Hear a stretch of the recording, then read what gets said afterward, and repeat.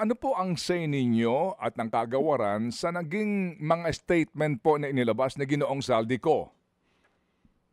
Well, sa totoo lang, Manong Ted, as of now, no, lumabas yan, nagsimula nung Friday, sa pagkakaalam ko. Pero hindi ko pa alam kung ano magiging tugon ng department. Definitely, ititingnan kung susuriin yung statement na yon, kung ito ba ay number one, authentic, at saka siguro look into the allegations doon sa statement kung ito may mga katotohanan, may pagbabasihan, para malaman kung siguro kung mayroong dapat magkaroon ng investigasyon at kung anong kasong maaaring isampa.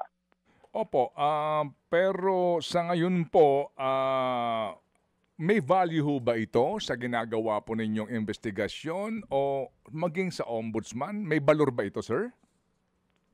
Well, I cannot speak for yung ombudsman, no? But for the Department of Justice, it's something that we can look into, possibly as fund, possibly as lead.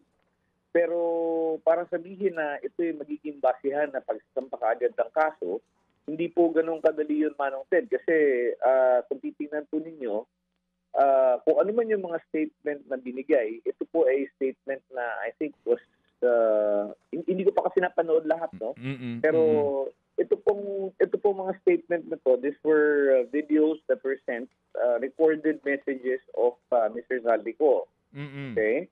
Pero question dito is authentication, because this was not done in an embassy of the Philippines which would have jurisdiction at kung saan ito maaari makapanumpa para masabi natin na ito ay talagang lahat ay katotohanan, itong mga nakasaad sa kanyang video.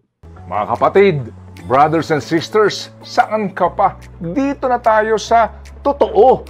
Dito na tayo sa True FM. Mga kapatid, mag-subscribe and follow po kayo sa social media accounts ng True Network PH. Yan po kami. Hanapin nyo lang True Network PH, Facebook, Instagram, YouTube, TikTok, and podcast. Mapa Apple or Spotify man yan, mahahanap nyo kami. Lahat ng mga napapanood at napapakinggan nyo po sa programa, nasa social media accounts namin yan. So, paano mga kapatid? See you sa social media!